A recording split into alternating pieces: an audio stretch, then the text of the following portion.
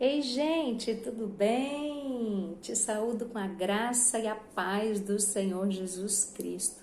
Estamos aqui para dar continuidade ao Evangelho segundo escreveu Mateus, capítulo 17, para a gente estar aprendendo um pouco mais da palavra do Senhor Jesus. Vamos lá? Então, abra a sua Bíblia aí e me acompanhe na leitura, para que você possa absorver o máximo do ensinamento da palavra do Senhor. Vamos lá. A Transfiguração é o título, da passagem de Mateus, capítulo 17. Nos diz assim a palavra do Senhor. 6 dias depois, tomou Jesus consigo a Pedro e aos seus irmãos, Tiago e João, e os levou em particular a um alto monte. Então a palavra do Senhor está nos dizendo que Jesus pegou Pedro, Tiago e João e os levou em particular, à parte, separado, para um monte, né? Porque Jesus, como nós já lemos, ele tinha o costume de se retirar, né? Para poder estar orando, para poder estar buscando. E Pedro, Tiago e João, eles eram aqueles que Jesus levava para os lugares mais íntimos. Jesus, ele confiava em Pedro, Tiago e João para ver coisas que ele não apresentava e não mostrava para outros discípulos, né? Porque esses daqui, eles parece que se entregavam mais. Não existem pessoas assim na nossa vida que parece que se dedica mais, se entrega mais, tá mais ali voluntariado para poder estar nos acompanhando? E pelo que a Bíblia relata, Pedro, Tiago e João eram esses, né? Eles eram discípulos que viram coisas que outros discípulos não viram. Esses três viram coisas sobrenaturais, sinistras, miraculosas, por assim dizer, né? Então, Tiago, Pedro e João acompanharam Jesus e foram para um monte em particular com Jesus. E continua dizendo, verso 2: E foi Jesus transfigurado diante deles. O seu rosto resplandecia como o sol, e as suas vestes tornaram-se brancas como a luz. Imagina que coisa tremenda os discípulos viram ali. Mas imagina o medo, imagina o temor desses homens vendo isso. Gente, essas coisas sobrenaturais, elas mexem muito comigo. Imagina essa cena, Jesus pegar esses três e subir para o monte com eles e lá Jesus se transfigurar na frente deles. O que é ser transfigurado? É a pessoa ficar mesmo que transparente. Isso acontece quando há oscilações de dimensões, porque nós somos um espírito que habitamos numa alma e temos um corpo. Mas Jesus, ele se transfigurou, ele ficou a imagem do céu na frente dos discípulos. Jesus, ele nasceu sem conhecer o pecado, né? Quando o anjo se apresentou a Maria, ele falou assim: vai descer sobre ti o Espírito Santo e o poder do Espírito Santo te envolverá e você gerará. Né? Então, Jesus Cristo, ele nasceu como Adão e Eva antes do pecado. Jesus Cristo, ele não tinha pecado, então ele não tinha barreiras, ele não tinha limitações humanas como eu e você temos, como já foi explicado em capítulos anteriores. Se você ainda não assistiu, começa a assistir desde o capítulo 1 para você ter uma ideia total e plena daquilo que nós estamos estudando. Então Jesus, por nascer sem pecado, sem conhecer o pecado, ele só foi conhecer o pecado na cruz, quando ele foi levar sobre ele os nossos pecados. Então o corpo de Jesus mudou a figura diante dos seus discípulos ali. Ficou uma figura translúcida, ela mudou na frente deles. Diz que ficou como o sol. Experimenta olhar para o sol ao meio-dia, às 2 da tarde. Você mal consegue encarar, porque a luz do sol, ela queima a retina dos nossos olhos. Então imagina os discípulos ver Jesus ali nessa transfiguração, né? E diz que as vestes de Jesus tornaram-se branco como a luz mega iluminada, como pequenos raios, sabe? Saindo do corpo translúcido de Jesus, meio que transparente. Então deve ter sido uma coisa assim muito, muito surreal para aqueles homens ali que estavam olhando. Uau! Deve ter sido algo maravilhoso. Verso 3 nos diz assim: e eis que lhes apareceram Moisés e Elias falando com ele. Isso é muito tremendo. Por quê? Nós sabemos que Deus, ele deixa claro nas Escrituras que os mortos não podem voltar, que não há comunicação entre os mortos e os vivos. Para isso acontecer, tem que haver uma ressurreição, como foi no caso de Lázaro, no caso de Jesus Cristo, para que eles possam transitar aqui na matéria. Jesus chama Elias e Moisés e eles vieram. E os discípulos olharam e conseguiram reconhecer Elias e Moisés. Moisés, por que Moisés consegue, ou conseguiu, biblicamente falando, ser transladado do céu para a terra? A palavra do Senhor fala que os olhos de Moisés escureceram, né? E houve luta do anjo e Satanás para poder pegar o corpo de Moisés. E diz que o anjo de Deus levou o corpo de Moisés. Então a Bíblia não é clara se Moisés morreu de verdade ou se ele foi arrebatado. E Elias, ele foi arrebatado, né? Quando você lê a passagem de Elias, ele estava andando junto com Eliseu e veio, né? Carros e carruagens, um redemoinho, e Elias foi arrebatado. Por isso, essas duas figuras bíblicas, elas podem transitar ou puderam transitar no mundo terreno e no mundo físico.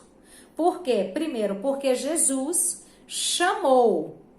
Jesus, ele tem e tinha e continua tendo toda a autoridade no céu, na terra e embaixo da terra. Então, Jesus chamou e eles vieram, porque eles não morreram, eles tinham acesso e podiam transitar nesses dois reinos, reinos da terra e reino do céu. É isso que a palavra do Senhor nos mostra, né? Elias e Moisés, eles representam a lei e os profetas, né, que vieram antes de Jesus Cristo, né? Então, Jesus subiu ao monte mais alto que tinha, levando consigo Pedro, Tiago e João. E ali ele se transfigurou, ele mudou de figura. Ele saiu da figura terrena e tomou o seu estado natural, celestial. E nisso chamou Moisés e Elias. E a palavra do Senhor continua nos dizendo: então disse Pedro a Jesus. Pedro já é para frente, né? Ansioso. Aqui eu imagino Pedro apavorado, sem saber o que fazer, mas querendo entrar na conversa. É isso que a palavra vai nos mostrar. Verso 4. Então disse Pedro a Jesus: Senhor, bom é estarmos aqui. Tipo, como é maravilhoso o Senhor ter trago Tiago, João e eu para estarmos aqui vivenciando e enxergando isso que está acontecendo. E ele continua dizendo: se queres, farei aqui 3 tendas. Uma será tua, a outra será de Moisés e a outra para Elias. Primeiro, Pedro ele ficou muito nervoso e começou abriu a boca e disparou a falar. Você conhece pessoas assim que quando fica nervosa dispara a falar? Quando eu tô nervosa, eu disparo a sorrir. Me dá crise de riso. Meu filho rola de rir de mim. Antigamente ele ficava nervoso, né? Hoje em dia ele já entende que isso é um gatilho, né? Que o meu cérebro dispara para poder equilibrar as minhas emoções. Então, hoje em dia ele já consegue entender isso. Então, Pedro aqui, ele disparou a falar por causa do nervosismo. E ele pergunta para Jesus: Jesus, se o Senhor quiser, eu faço uma tenda para o Senhor, para Moisés e para Elias morarem. Porque naquela época tinha pessoas que não habitavam em casas. Elas habitavam em tendas, habitavam em cavernas. Essas poderiam ser moradias de pessoas, né? E uma coisa assim sobrenatural também é que apareceu para Jesus Moisés e Elias. E Pedro, Tiago e João tiveram discernimento de quem eram os outros 2. Olha que coisa linda. Como que o mundo espiritual, ele é tão real que quando se manifestou Elias e Moisés ali, Jesus não precisou falar: esse é Moisés, esse é Elias.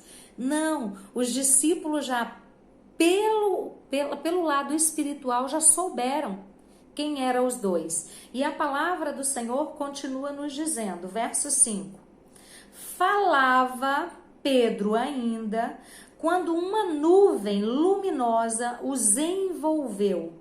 E eis que, vindo da nuvem, uma voz que dizia: este é o meu filho amado, em quem me comprazo, a ele ouvi. Uma nuvem brilhante. Essa nuvem brilhante é sinal da presença de Deus ali naquele lugar. E olha como Deus é amoroso, gente. Deus não chegou ali e repreendeu Pedro. Deus, ele dispensa amor. No caráter de Deus existe amor. Olha como que Deus traz o desenrolar. Pedro ainda estava falando quando a nuvem de Deus, a nuvem da presença de Deus, chegou naquele lugar, aonde Jesus estava, aonde os discípulos estavam e também estava Moisés e Elias. A nuvem de Deus chegou ali e Deus falou que aquele era o filho amado dele, em quem ele se comprazia. E ainda disse: a ele ouvi. Por quê? Por que a ele ouvi? Em vez de dar a atenção a Moisés e Elias, porque Moisés e Elias eram os profetas, mas Deus estava dizendo que o povo devia ouvir a voz de Jesus, porque Moisés e Elias saíam de cena. Eles eram os antigos que prepararam o lugar para Jesus vir. Então agora era tempo de ouvir a Jesus Cristo. Então a voz diz: a ele ouvir.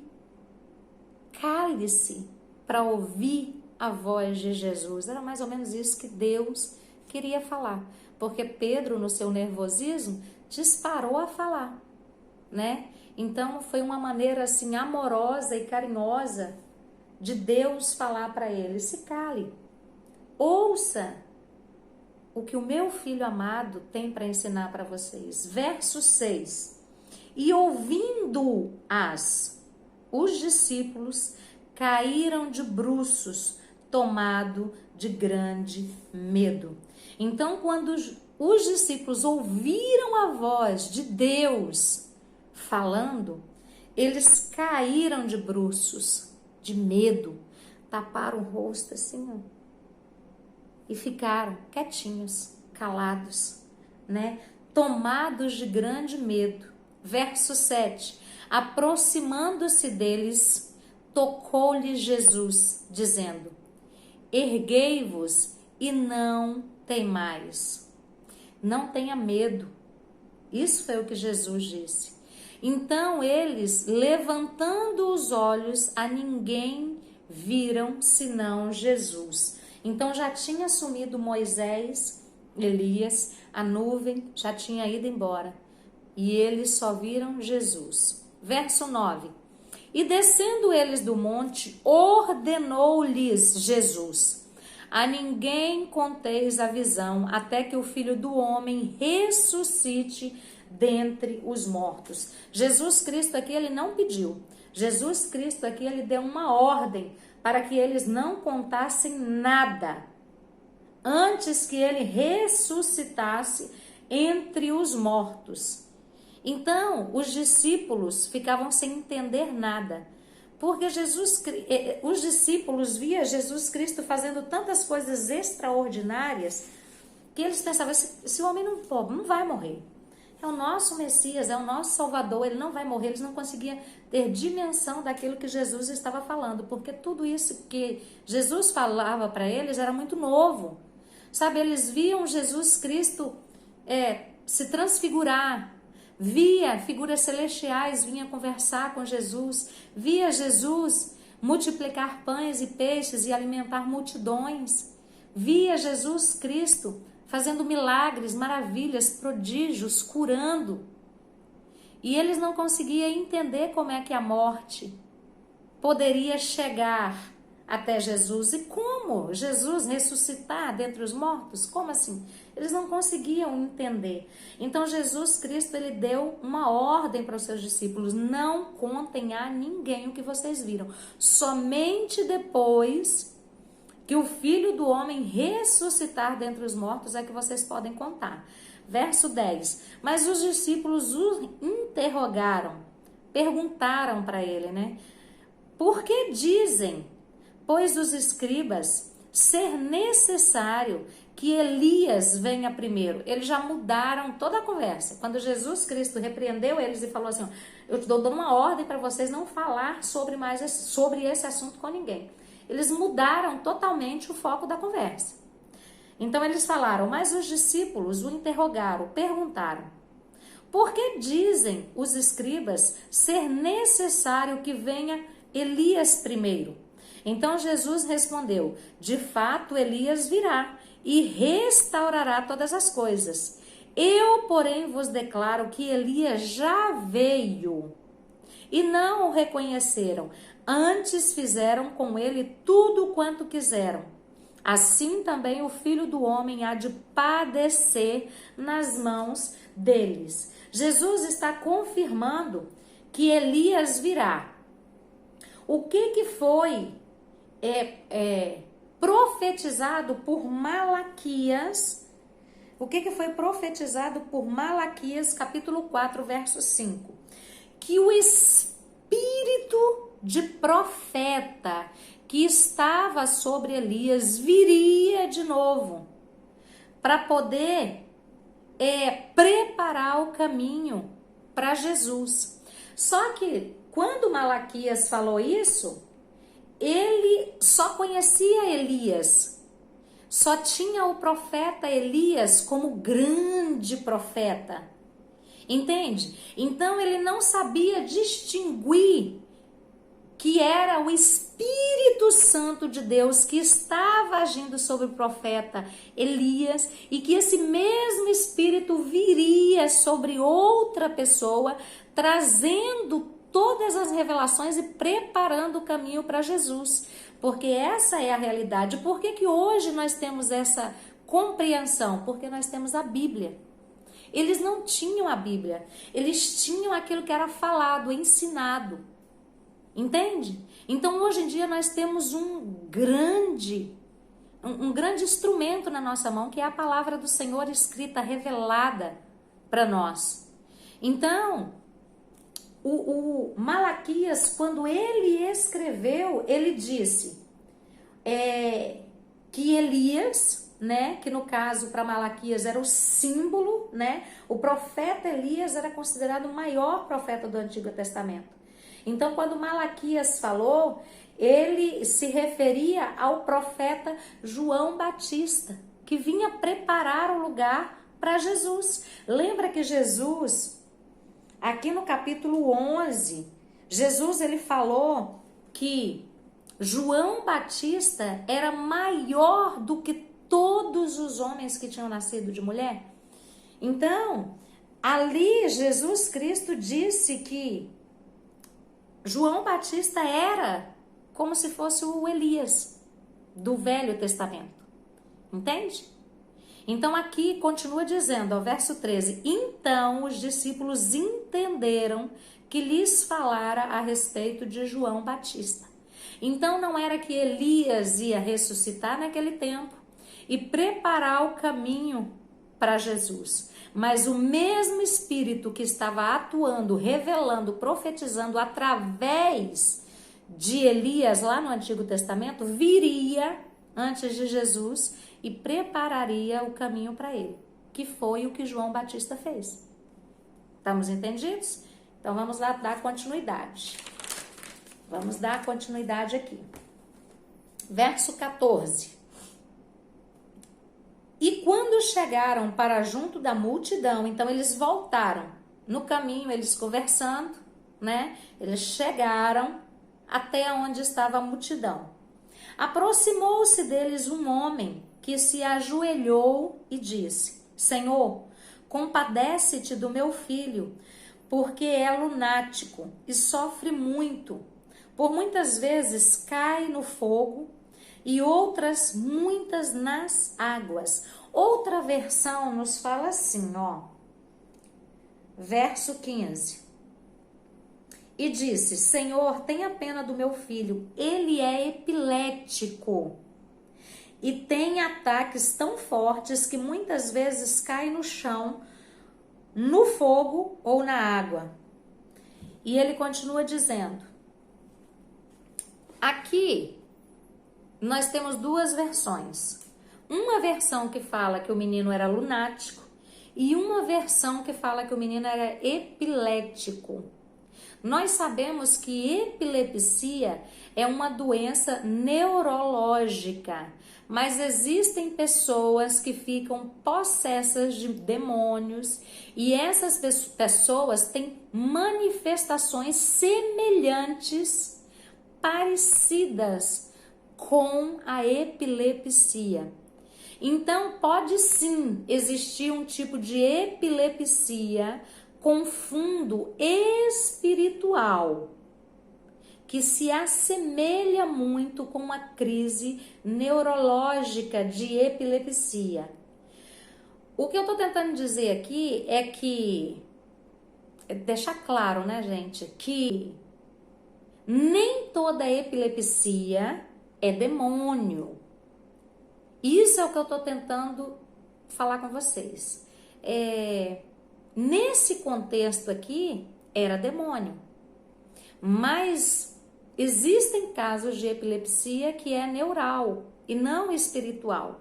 Nesse caso do lunático, sim, ele estava debaixo de uma influência de demônios. Por isso, ele tinha esses ataques, né, demoníacos, satânicos, que se assemelha a crises de epilepsia. Então, existem pessoas, sim, que têm ataques de epilepsia ou ataques que se assemelham à epilepsia, mas é de fundo espiritual, não é neurológico, tá? Então, isso tem que deixar bem claro. Então, nesse contexto aqui, era espiritual, tinha uma influência maligna de demônios que atormentava esse menino e fazia com que ele se jogasse no fogo, no mar, para se matar. E a palavra do Senhor continua dizendo, verso 16, apresentei-os a teus discípulos, mas eles não puderam curá-lo. Verso 17, Jesus ele fica bem chateado aqui. Jesus exclamou, ó geração incrédula e perversa, até quando estarei convosco? Até quando vos sofrereis? Trazei o menino. Aqui, na outra tradução minha aqui, nos diz assim, ó. Jesus respondeu, gente má e sem fé. Nessa aqui foi perversa, essa daqui é sem fé, tá? Então, gente má e sem fé. Até quando ficarei com vocês? Até quando terei que aguentá-los? Tragam-me aqui o menino. Jesus, ele já tinha dado ordem para os discípulos expulsar demônios. E Jesus aqui, ele exclama, ele grita, ele fica assim, sem paciência. Eu creio que Jesus já estava por aqui já. Ele queria voltar para a eternidade, ele queria voltar para o lugar maravilhoso da onde ele veio, né? E tinha que cumprir um tempo, tinha que cumprir um propósito aqui. Mas Jesus, ele olhava para aquele povo e falava, gente sem fé, vocês não têm fé. Até quando eu vou ter que aguentar vocês do meu lado sem fé? Vocês estão vendo tudo que eu faço e vocês não têm fé para acreditar no que eu posso fazer, no meu poder, né? Verso 19, Jesus respondeu, né? Gritou no verso 17, verso 18. Então Jesus repreendeu o demônio e o demônio saiu do menino e desde aquela hora ficou o menino curado. Então aqui está a comprovação de que o estado lunático ou epilético do menino era de causa espiritual, porque Jesus repreendeu o demônio e este saiu do menino.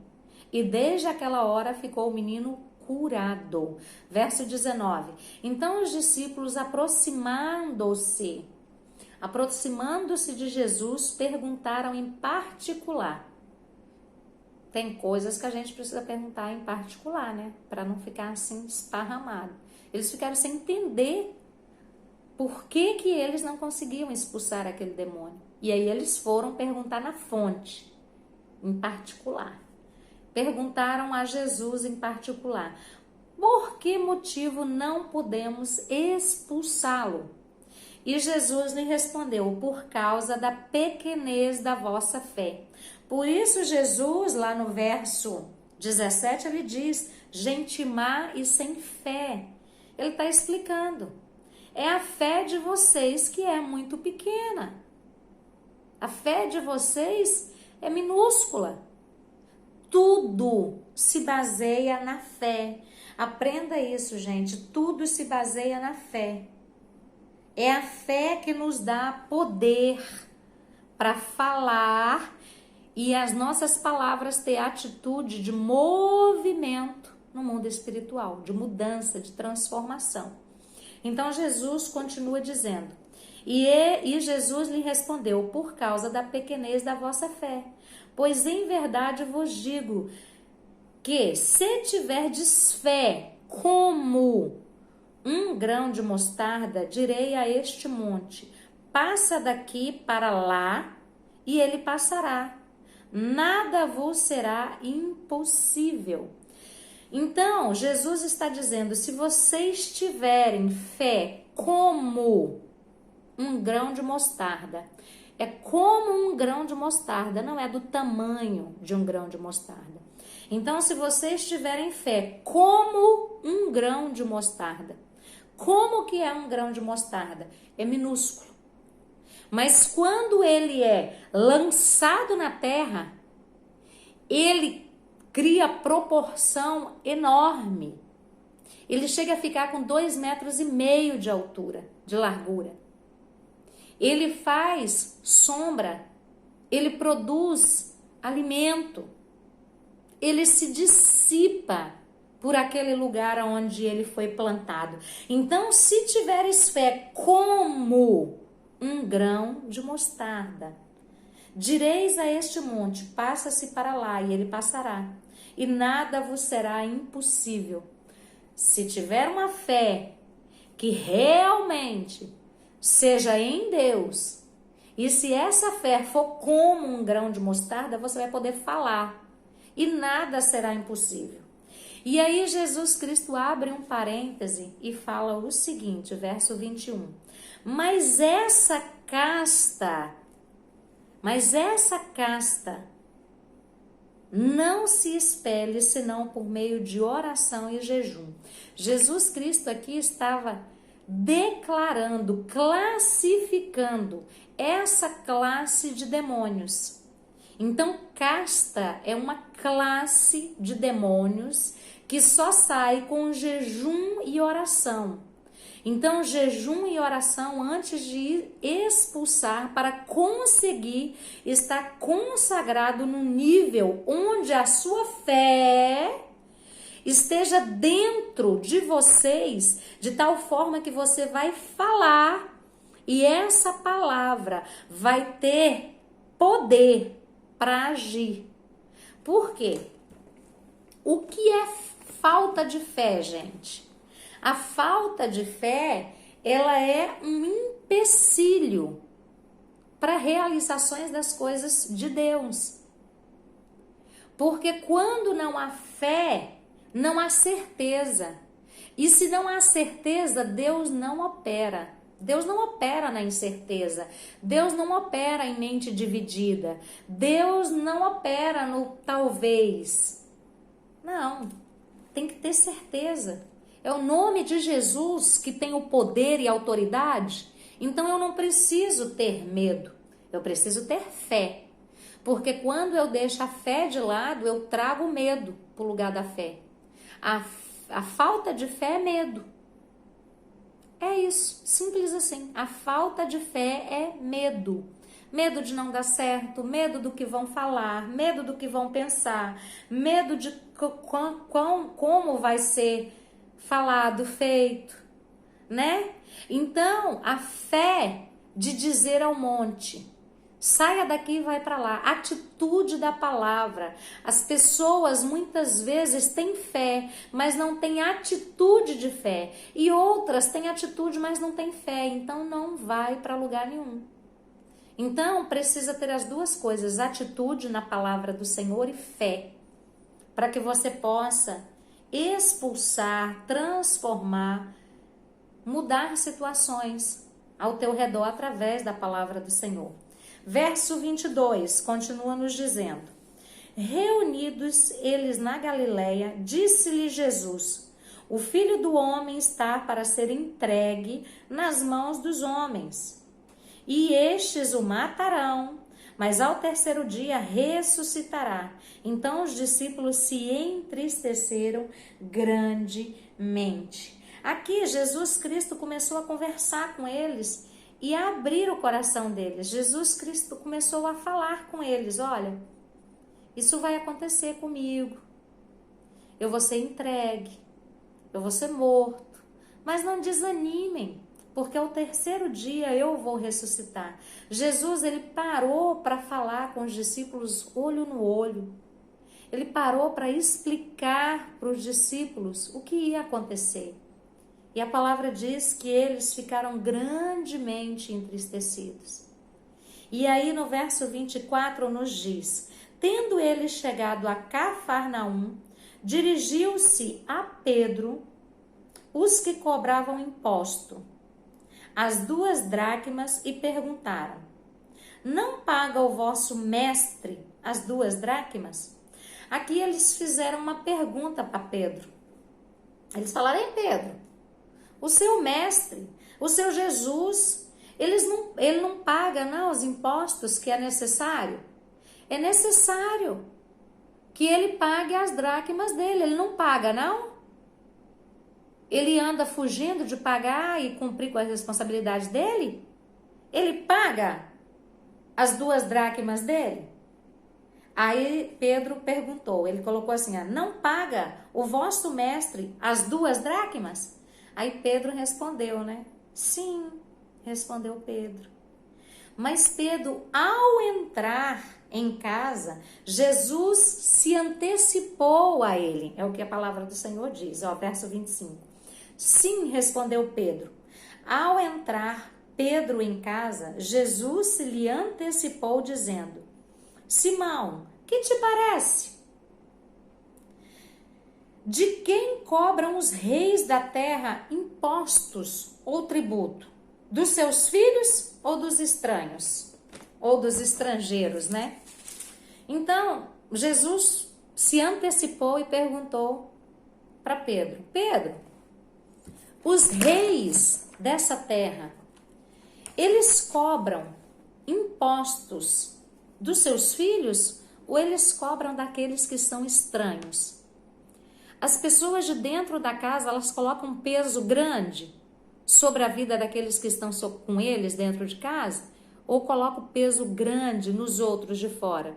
Verso 26, respondeu Pedro: dos estranhos. Jesus lhe disse: logo estão isentos os filhos.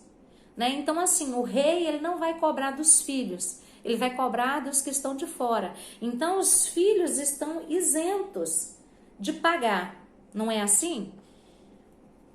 Aí, Jesus continua dizendo: mas, para que não os escandalizemos, vai ao mar, lança o anzol e o primeiro peixe que fisgar, tira-o. E abrindo-lhe a boca, achará um estáter. Tomando-o, entrega-o por mim e por ti. A outra tradução minha aqui, ela fala assim, ó. Mas nós, a minha outra tradução aqui, a partir do verso 26, diz assim, ó.